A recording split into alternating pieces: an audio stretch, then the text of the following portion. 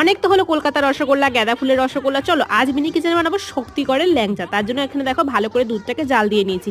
এবার দিয়ে দিব পাতিলেবুর রস। পাতিলেবুর রসের বদলে কিন্তু ভিনিগার দিয়েও ছানাটাকে কাটাতে পারে। ভালো করে ছানাটা কেটে যাওয়ার পর আমি একটা সুতির কাপড়ের মধ্যে কিন্তু ছানাগুলোকে দিয়ে দিয়েছি জল ঝরাতে। এবার একটা পাত্রের মধ্যে জল দিয়ে আমি দিয়ে দিলাম চিনি আর একটু এলাচের গুঁড়ো। ভালো করে চিনি শিরা বানিয়ে নিতে হবে। চলো এবার ল্যাংচাটা বানিয়ে নিই। প্রথমে ভালো করে কিন্তু ছানাটাকে ম্যাশ করে নিচ্ছি। তার মধ্যে একে একে অ্যাড করে দিলাম ময়দা, একদম অল্প পরিমাণে বেকিং সোডা, তার মধ্যে দিয়ে দিলাম খোয়া ক্ষীর আর একটু ঘি। এবার ভালো করে কিন্তু এটাকে ম্যাশ করতে হবে যাতে কোনো রকম ভাবে ফেটে না যায়। একদম মোলায়েম ভাবে ম্যাশ করে নেওয়ার পর একটা আমি ল্যাংচা শেপ দিয়ে নিয়েছি।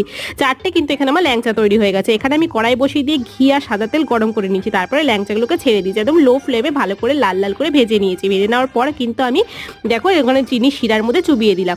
তৈরি হয়ে গেছে আমার শক্তিগড়ের স্পেশাল গরম গরম ল্যাংচা। তো চলো, তো রেসিপিটা তোমাদের কেমন লেগেছে অবশ্যই কমেন্টস করে জানি। আর সত্যি খেতে এত সুন্দর হয়েছিল আমি নিজেও বিশ্বাস করতে পারি যেটা শক্তিগড়ের ল্যাংচা আমি বানাতে পারি। তো চলো এখন কোথাও টাটা।